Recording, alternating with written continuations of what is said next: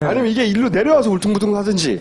여기서 차이가 나는 건 매끈하지 않았다 하나. 예. 그런데 둘라에이스 선장님의 위치가 맞구나 하고 계속 오랫동안 생각해 왔는데 세월호는 한 회전 한계라는 게 있거든요. 처음 이게 조선소에서 설계됐을 때 10초에 한 18도 정도밖에 이 턴을 못 하는데 얘는 보면 세월호뿐만 아니라 군함도 못 하는 턴을 해요. 눈으로 보기에도 확 꺾이죠, 이렇게.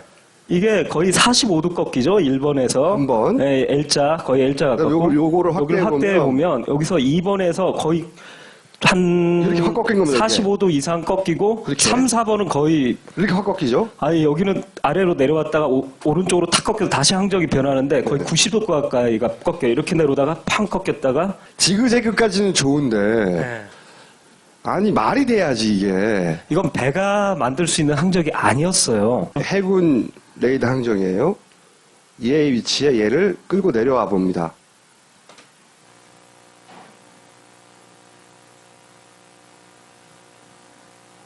보시죠. 저는 이걸 처음 보고 소름 끼쳤어요. 이 노란 부분이 섬이에요. 그리고 이 밑에 선들이 뭐냐면 해저. 바다 밑에도 산맥이 있잖아요. 이렇게. 해저에 말하자면 등고선을 표시한 거예요. 우리 눈에는 보이지 않는 겁니다. 근데 이 등고선 모양과 묘하게 일치해요. 그죠? 여기서 저는 1차 소름이 끼쳤습니다. 이게 왜 이게 이렇게 일치하지? 따라서 특히 이 L자 항적 도저히 배가 갈 수 없는 이 충돌 항적이라고 확 꺾인 배의 그 모든 선의 능력을 초월하는 그 부분이 딱 여기 이 꼭지점들에 해당됩니다. 해저 등고선에 어딘가에 걸린 딱 꼭지점에. 일치를 해요. 제일 그러니까 안 일치하는 부분이 아래 꼬리 부분인데 거기 말고 나중에 설명을 할 것이고. 예. 그래서 김 감독이 그 다음에 한 거는 국립해양조사원에서 이 일대에 해저 지형도를 만들어 놓은 걸 입수를 했어요. 그래서 그 정밀한 지도를 입수한 다음에 여기다가 그 이상한 놈 있잖아요. 그 놈을 얹었어요.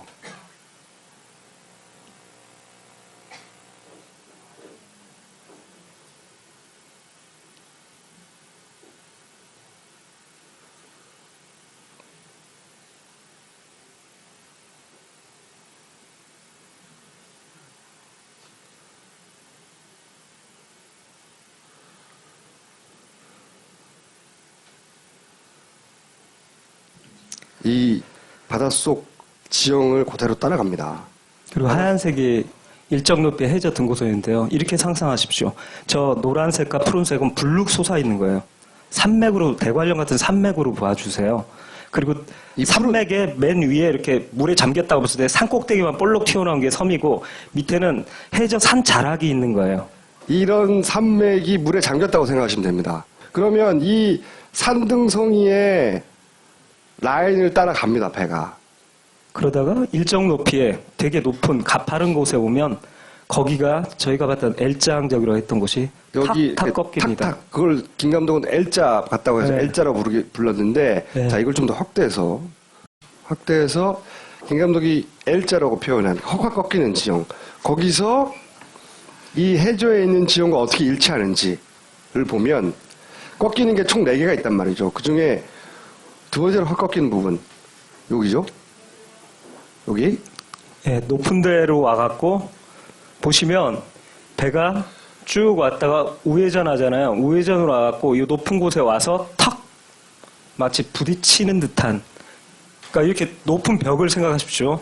그런 산 등성이에 탕 부딪힌 것처럼 팍 꺾인 다음에 쭉 온 다음에 이게 잘 보세요. 이게 네. 뭘 의미하냐면 배가 이렇게 오다가 이렇게 간 거예요. 탕 튄 거예요. 배가 이 점들이 배의 움직임이란 말이죠. 10초마다 이 세월호의 위치입니다. 이렇게 오다가 배가 이렇게 간 거예요. 이렇게 여기서 이렇게 갔잖아요. 그리고 보시면 이게 간격이 넓다는 건 속력이 빠르다는 거예요. 빠르게 오다가 여기 턱 부딪힌 것처럼 되니까 속력이 조밀해지죠. 느려진 거예요. 이 간격이 멀면 속도가 빠른 빠르고. 거고. 왜냐면 같은 시간에 딱딱딱 찍히는 건데. 10초에 한 번씩 지키는 거예요. 서로 가까우면 느리고 멀면 빠른 거예요. 네. 이게 빨리 오다가 여기서 뭔가 턱 하고 이렇게 꺾이고 꺾이죠. 어. 이렇게 꺾이고 그 다음에 느려지죠. 예, 느려지고서 이 등고선을 따라 그대로 라인을 너무 정밀하게 와요. 이렇게 온 다음에 옵니다. 예, 오다가 여기서 또 한 번 이렇게 탁 꺾여요. 예, 여기서 탁 바로 여기가 굉장히 저는 보고 소름이 끼쳤는데요. 여기가 산줄기거든요. 해저 산맥의 산줄기인데 여기 골이 탁 파져 있어요. 여기에 고길에 탁 들어오면서 고기를 타고 들어오고서 다시 여기 두 번째 산줄기에서 탁 한번 꺾이는 꺾여요. 지점이 정확히 일치하고 있요 2번, 예. 4번. 4번. 그 다음에 내려와 갖고 여기가 산봉우리처럼 외진 산봉우리처럼 살짝 나와 있는데 색깔을 보시면 요 산에 살짝 나와 있는 데서 다시 이쪽으로 펑 꺾인 다음에 온 다음에 다시 등고선을 정확히 따라서 쭉 올라가서 여기서 또 이렇게 등고선 골이 져 있는데 그 골까지 정확히 따라서 위로 올라가고 있습니다. 요약하면 예. 배가 이해할 수 없고 쓰레기라고 표현했던 네. 이렇게 확 꺾이는 지점은 해저 지형과 일치시켜 봤더니 그 해저가 툭 튀어나온 부분들과 일치하더라는 겁니다. 그래서 자. 이제 추가 조사를 했습니다. 자, 그럼 아까 네. 뭐 하여튼 에코 사운드라고 수심 측정기라고 하죠. 쉬운 말로. 수심을 에코 재는 그 사운드. 측정기. 그러면 이제 다시 의문이 생긴 겁니다. 그걸 수심을 측정한다고만 생각하고 있었어요. 그래서 지형과 관련이 있구나. 근데 그걸 언제 사용하냐를 항해사 선장들한테 물어봤어요. 우리는 배를 모르니까. 투명할 때 쓴다고 하시죠. 이게 투명가 뭔가 했더니 앵커를 내릴 때 쓰는 거랍니다. 일반적으로 항해를 할 때, 그럼 법적으로 항해할 때 항상 켜야 되는 겁니까? 라고 이제 질문을 드렸는데, 선장님과 항해사들은, 아니, 그걸 왜 켜냐고 계속. 왜냐하면 이렇게 항해를 할 때는 자기가 아는 코스고 깊은 데로만 다니니까 이거 켤 일이 없는 거예요. 그러다가 항구나 이런 데 가갖고, 앵커를 다시 내려야 되는데 깊이를 잘 모르거든요. 해도가 정확하진 않으니까 종이 해도가. 그러니까 밑에 내 앵커가 잘 내려갖고 이쯤에 잘 걸릴 수 있나를 보기 위해서 이 에코 사운드를 탁 킨대요. 그때만. 뭔가 연결되지 않습니까? 이 에코 사운드는 앵커를 내릴 때 쓰는 거지 운행할 때 쓰는 게 아니래요. 자, 그러면서 다시 생각나시죠? 저희가 약 몇 달 전에 그런 얘기 했었습니까? 이상하게 왼쪽 앵커가 잘 안 보인다고. 9시 32분경에는 안 보이고. 네. 그래서 안 보이죠, 여기? 안 네. 보이고. 그래서 이게 머드가 묻었거나 지금 끌어올리는 중 아니냐 이런 네. 의문을 제기했었죠. 하여튼 그리고 비정상이었습니다. 35분쯤에는 다시 보입니다. 그래서 그러면 그 사이 시점 30분에 35분 사이에 애가 끌어올려졌나? 그리고 여기서 중요한 건 왼쪽 앵커의 색이 오른쪽 앵커 처음에 출항할 때는 새카맣게 아주 잘 닦인 앵커였는데 이때 보면 다시 나타난 앵커를 보면 약간 황갈색으로 변색이 돼 있어요. 그래서 저는 이거 머드가 묻었을 거라고 제가 확신을 했었죠. AIS를 가지고 이 AIS에 따라서 재구성해서 배가 어떻게 움직였는지를 재구성하니까 이상하게 나왔어요. 보세요. 기억하실 텐데. 다가 왼쪽으로 휘는 게 나와요. 왼쪽으로 퍽 하고 이렇게 역회전 자, 이게 보세요. 다시. 네. 배가 한번 텅 튕겨 이렇게. 네, 그리고서 왼쪽으로 돌죠. 이게 뭔지 몰라서 그때 이거 조작하다가 뭐가 이상하게 네. 제대로 못했나 보다. 네. 이게 이 상황을 말한 거였던 겁니다. 이 상황. 네, 이 상황. 예, 이번 건 두 번째입니다. 꺾인 거. 예, 두 번째 건데 이게 정부 내에서 다놓고 말씀드린데 정부 내 관계자들이 제일 애를 먹고 이거 해명하느라고 진땀을 빼고 끝내 거의 해명도 못한 항적이 바로 이 L자 항적이었거든요.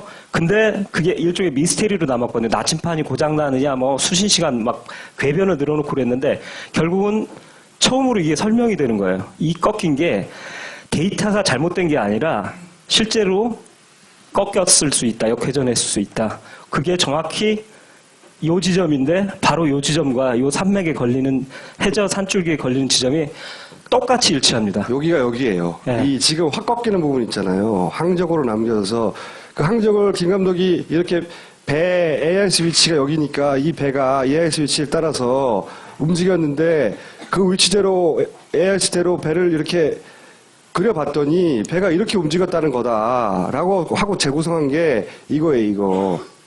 이거 팅 하는 거. 그게 여기서 그 위치가 바로 여기고 L4번. 네. 배가 튕긴 거예요, 한 번. 저는 이걸 그때 파파이스 71에서도 말씀드렸지만 이게 원본을 그러니까 저는 그렇게 개인적으로 판단했어요. 그때도 문제지겠지만 이거 조작하다가 이 앞부분에 L자, 그러니까 지금 이제 결론적으로 가면 여기는 누락을 시켜놓고 이쪽은 매끈하게 데이터 몇 개 빼면 되거든요. 했는데 그러다가 너무 여기만 신경 쓰다 보니까 저는 결론적으로 여기를 신경 안 쓰고 실수로 내버려 둔 거죠. 데이터에 실수로 내버려 뒀다가 그걸 수습을 못 해갖고 끝까지 골치를 알았던 것이다라고 이런 확신하고 식으로 있습니다. 그림을 그려서 해봤다면 이게 이상하다는 걸 알았을 텐데 이게 진짜와 가짜가 막 뒤섞여 있단 말이죠. 그렇죠. 이거 남겨진 진짜예요. 말하자면. 법정에서도 검경합동수사본부의 그 단장님도 그래 자기가 이 전투급 배가 뒤로 확 회전하는 이거는 난 도저히 나도 이건 이해가 안 가는데 이게 나침판 고장이냐 막 이런 얘기까지 하고 그랬었거든요. 근데 나침판 고장이 아니라 이 해저 산줄기에서 앵커가 걸려서 탁 꺾였다고 해석하면 정확히 미스테리가 풀립니다. 그러니까 착한, 나쁜, 이상한 것을 종합해서 재구성한 진짜 세월호 항적은 이런 건 거예요. 이 해군 레이더는 제가 이건 100% 말씀드릴 수 있는데요. 이 항적은 바다 위에서 달려서 나오는 일반적인 항해로 나올 수 있는 항적이 절대 아니고요. 반드시 이 병풍도 옆에 와서 앵커를 내리고 갔을 때 보이는 속도 변화와 꺾임, 이 항로가 딱 일치하기 때문에 저는 세월호의 사고지는 바로 여기고 해군 레이더의 항적은 실제 항적이라고 확신합니다. 이게 진짜 항적인 거예요. 방송을 계속 보신 분들은 이 내용이 어느 날 갑자기 상상하다 툭 튀어나온 게 아니라 정말 무수한 시행착오와 그리고 지금 쓰이지 않았던 무수한 자료들 그 중에서 그거를 10번, 50번, 100번씩 보다가 따로따로 놀던 정보들이 이런 결론에 도달한 거거든요. 아주 어려운 지난한 과정을 거쳐서. 근데 이것만 딱 듣고 보면 야 그러면 세월호를 앵커로 걸어가지고 넘어뜨란 말이야? 이게 음모론을 주장한다고 할 거예요. 당연히. 그렇죠? 그리고 그 다음에 따르는 질문은 그러면 왜가 따르는 거예요. 근데 김 감독의 역할은 여기까지입니다. 왜는 사실은 정부가 밝힐 일이에요. 우린 조사권이 없으니까. 세월호를 인양할 거 아닙니까? 네. 건져 올리면 네. 앵커를 사용한 흔적 이런 것을 확인할 수도 있을까요? 저 아시는 분은 아시는데 그 이미 시사인에도 보도가 됐는데 그 지금 세월호 인양한다고 준비하고 있지 않습니까? 그래서 저 세월호 특별조사위원회가 잠수부들을 데리고서 배를 확인하기 위해 그리고 앵커도 찍을 계획을 잡고 제일 먼저 앵커를 찍기 위해서 잠수사들을 투입해서 내려가서 지금 세월호를 촬영을 했습니다. 시사인 보도에 의하면 앵커 양쪽을 다 잘라놨다고 합니다. 없어졌습니다. 그 다음에 이제 다시 한번 점프를 합니다. 우리가 따로 다뤘죠. 그 선원과 그리고 해경이 공모한 거 아니야? 뭘 이거 가지고 내려오고 그리고 뭐 남아서 막 바닷속에 뛰어들고 막 배가 뒤로 왔다 갔다 하고 막 이런 짓을 하잖아요. 조타실에서 뭐가 나왔단 말이죠. 우리 동영상을 이미 예전 시간에 봤지만 이 물건들이 여기 있다가 밑으로 내려오고 이게 이 뒤에 숨기고 막 꺼내고 막 그런 거 봤잖아요. 근데 그 과정은 다시 반복할 필요가 없고 핵심은 뭘 가지고 나왔단 말이야. 그죠? 근데 그런 나온 물건 중에 여기서 떨어진 물건들 네. 중에 이런 게 있어요. 하얗게 보이는 사각 물체가 있어요. 이게 이제 영상들 다 삭제했다 하다 보니까 막 헬기에서 찍은 거 편집하고 막 했잖아요. 그 중에 보면 이게 중간에 나왔다가 사라져요. 그 얘기는 가져갔다는 거죠. 누군가가. 근데 이 물체를 김 감독이 김 감독은 지금 이 세월호 전체 물체들의 비례와 길이와 높이를 다 알거든요. 세월호를 3D로 만들어 놓고 그다음에 거기 물체를 이렇게 상대비로 다 계산할 수 있거든요. 네. 해봤더니 아까 선장님 무릎에서도 나오지만 여기서도 보니까 가로 세로가 거의 30cm에 가까워요. 이게 30cm 정도. 네, 그리고 동영상으로 이렇게 쭉 움직이면서 이렇게 각도 변화를 하면서 보니까 정말 이상했던 게 꼭 두 개의 나비 날개 두 쪽처럼 두 쪽으로 돼 있다는 걸 알았어요. 무슨 얘기냐면은 폭이 30cm인데 반이 나눠져 있는 거죠. 30cm라고 하면 이 반이 이렇게 절치되어 있는 것처럼 네. 움푹 들어가 있다는 겁니다. 그러니까 15cm, 15cm 종이 뭉치 두 개인 거예요. 네. 이게. 네. 종이로 보여지고 그걸 본 순간 이거 서류 종이 아니다를 확신했어요. 90%야 서류 종이 아니다. 그렇다면 찾을 가능성이 있다고 딱 느꼈죠. 이거 특수지 같다. 그래서 이제 김 감독 무슨 생각을 했냐? 이런 종이를 쓰는 선실내 기계가 있을까? 그렇죠. 이걸 찾은 거예요. 네, 다 뒤졌습니다. 뒤져서 찾았죠. 15cm 종이를 쓰는 이 장비가 하나였어요. 배 안에 있는 무수한 장비들 중에. 네. 그거는 뭐냐? 에코 사운더. 15cm 와이드 기록지를 사용한다. 아, 규격이 딱 맞더라고요. 규격이 딱 맞아요. 알고 봤더니 그리고 요즘 장비들은 잘 아시겠지만 거의 다 LCD를 써요.